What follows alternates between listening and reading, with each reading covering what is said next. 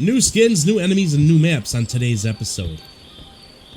Mimi, I don't know how to tell you this, but I just heard Day of Dragons is moving from quarter 1 and 2 release to quarter 3, possibly quarter 4 release. Unfortunately, I have heard this too, but it's for good reason. They're trying to put all the best things in the game to release for the 1.0, and all the things that they are putting in are going to be amazing. I'm just worried about my computer handling what's coming. Yeah, I don't know exactly what the issue was. Something about the foliage. I don't know exactly, but the requirements they're going to require on this game are just astronomical. I mean, he recorded the video you're seeing at home right now on a 3070 Ti, and this is only at high quality. You still have cinematic quality and Be Awesome quality above this yet. Yeah, absolutely. It's the amount of detail that they're going to put in with the foliage, as you can see from the video. It is absolutely stunning. Not only that, but the sunlight details, the textures, it is truly amazing. But think of it this way: the requirements for computers, they're always updating. It's the new graphics that are coming out in not just this game. It's every game that's to follow after today. Bringing all of that into a situation, and then bringing in to the new maps that they're designing at the moment. Maps. I know that they were talking about bringing the desert map or something like the desert map, but have you heard anything else on that? I have heard this rumor too. We haven't got full confirmation from it completely yet, but I've heard rumors of the desert map and possibly a new forest or tropical map that's going to be joining that. Which I'm really looking forward to. Also, the possibility of increasing the player max per map. So how many players are they talking about bringing to the map? Again, the rumor is 200. They have done testing on the test server branch for 200 people, and it's crazy. I think one of the ideas for kind of controlling the amount of people in one area would be things like portals. I did hear something about portals now that you mention it. Something about at the boundaries. It would be kind of cool if they had the portals and they just like teleported you like right to the middle of the map or any random place. You never know where you're going to end up. That'd be pretty neat, I guess. Yeah, it is one of the things that they are looking at. So instead of that, bashing into the map wall where you end up falling to somewhere badly hurt, they're thinking about changing that into portals at boundaries so that you do get teleported away. Do you think people would abuse that in PvP though? That's something I would worry about. Yes, very much so, but I can't directly quote this, but it has been said that PvP is meant to be abused in certain ways. The smart ones will figure out how to use it to their advantage, and it would create a whole new aspect to a PvP server. I just wonder, if you're chasing someone down, you can't even tell who it is because you don't even have... They used to have the name tags, but you can't even read whose name it is anymore. Yes, that was a smart move by the devs for certain situations in preventing hacking going on, which I believe was a good idea. But they are thinking about putting name tags on role-playing servers, and also in PvP servers where instead of talking in local chat on the chat box down the bottom, they're thinking about putting bubbles over the head for people to talk to people in local. That'd be hilarious. You just see like a little bubble over someone's head that says, I'm hungry, or something stupid like that. Donuts. I think that would be a great idea. It would also minimize the possibilities in PvP where you have a wider broadcast. Instead, it would be literally over the head. You could say, no, it's me, I'm friendly, or I'm getting out of your way. anything like that. Oh, It would just be hilarious. that makes total sense. Yeah, completely. Now, I did watch the stream recently, and they said that they didn't really want to give us a map, but possibly give you a stone or a scale for you to draw your own map. What do you think about that? That would be an excellent idea. It brings more creativity into the game. So instead of just being handed a map, or, you know, in certain games where you visit a certain area, it shows up, whereas it wasn't before.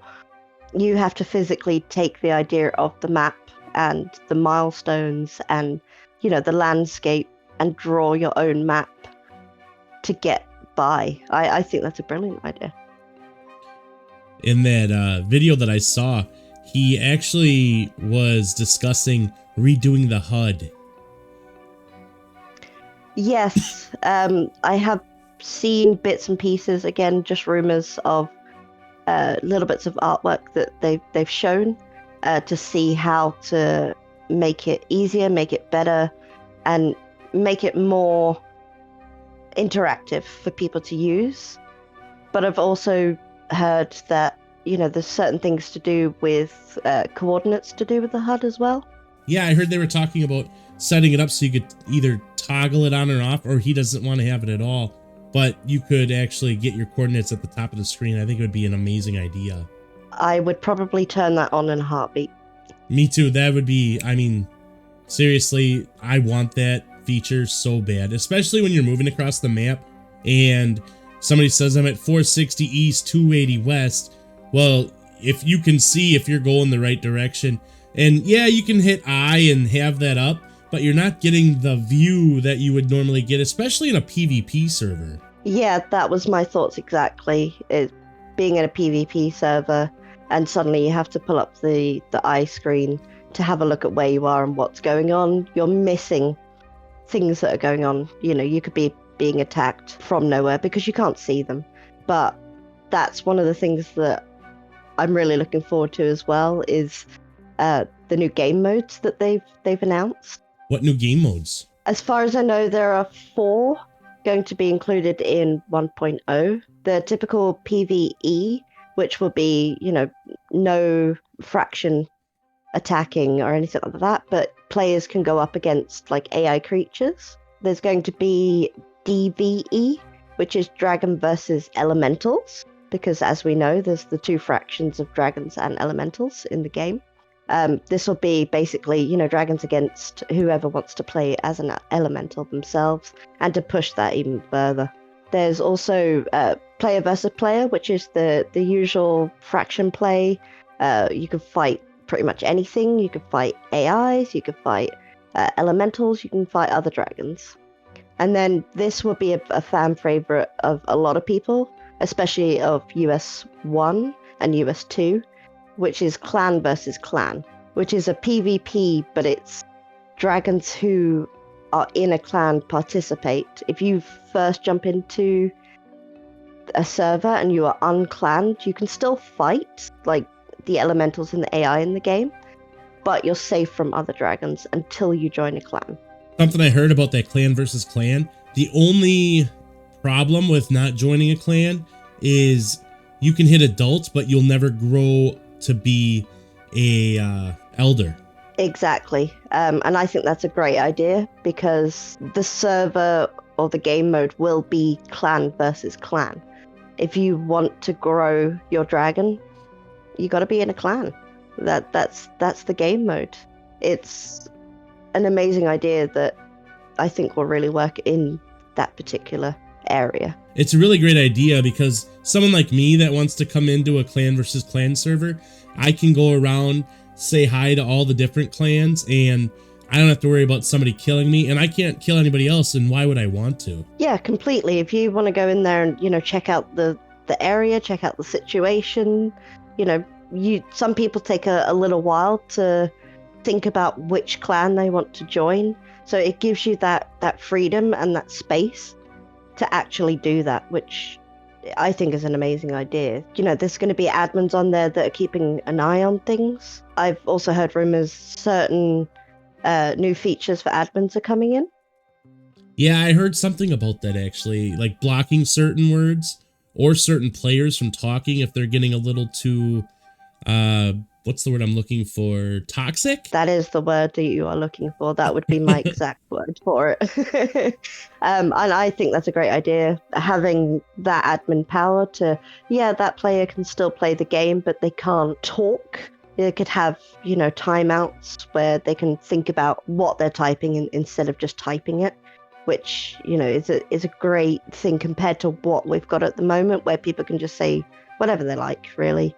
And it's a great deal on, the style that they're looking for. So that protection from toxic language and moving into, more positive language. Speaking of language, Klingons, you're going to have to move over because Dave Dragons is trying to develop their own language. Finally, Mimi, I can call you...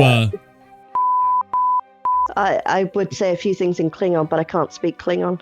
But I've also heard this. Yeah, I don't know any either. I can speak more to do with Stargate language than Star Wars or anything like that, although I do love Star Wars. That's Star Trek, excuse me. Guys, can you believe she doesn't know the difference between Star Trek and Star Wars? My God. Honestly. Do you ever? Oh. But no, you are right. The language system, I can't wait for it. I know they've got some top people on it, and all the better games have their own unique language within the game itself. It's something that people can look up. It's something that people can go into the lore about as well, like where the language came from and things like that.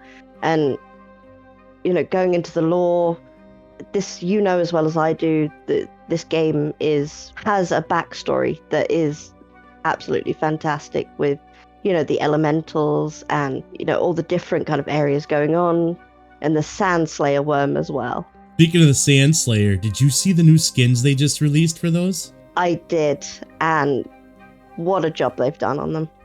Oh, they look absolutely awesome, I have to say. Sorry, go ahead. No, I was going to say I'm literally speechless on what a job they've done on them. But I do have to admit that I do prefer the content creator skins better. You can tell that not only the content creator skin, but the Sand Slayer and further skins, they're no longer doing a kind of copy and paste. They are fitting each skin with each dragon. And that content creator skin is superb. Which one is your favorite? Of the content creator skin? Yeah. I really want a Bioloom in the content creator skin. See, I like the bio, but I'm going to have to say mine is the SS. I think that looks awesome. I mean, I can't agree in that sense. We have too many blue dragons, in my personal opinion, for the SS.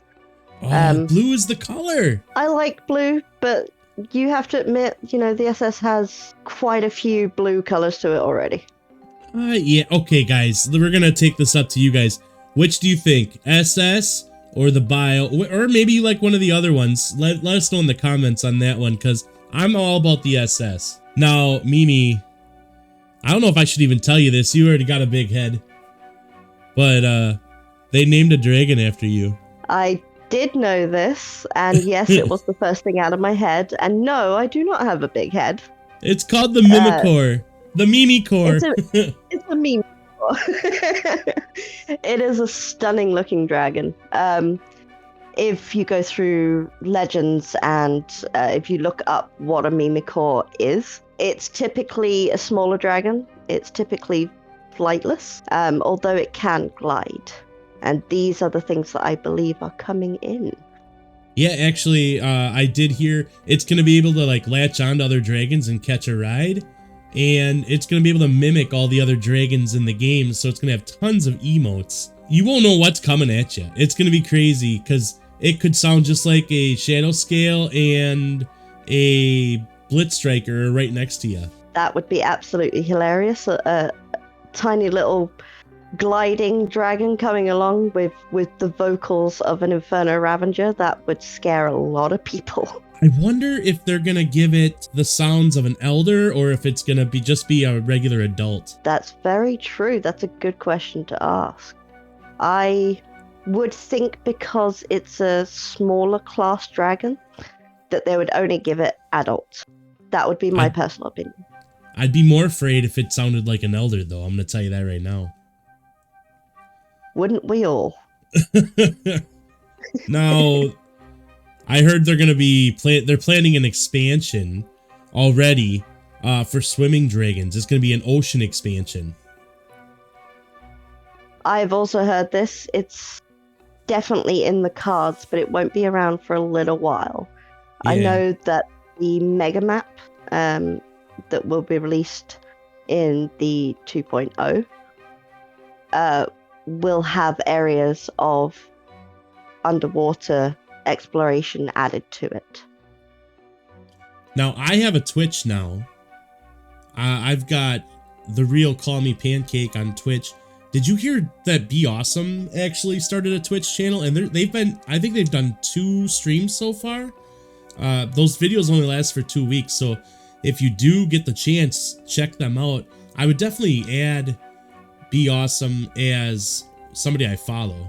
Yeah, definitely. I know that expanding onto all the social medias has been a kind of uprise for Be Awesome recently. I know they did try to do Twitch initially, and then went into the YouTube section and then jumped back to Twitch. But I can honestly say you will find different information on different platforms. So Twitch will have different things to YouTube, and Twitter, there's a lot of information getting posted on there, and they have different information on their Facebook as well.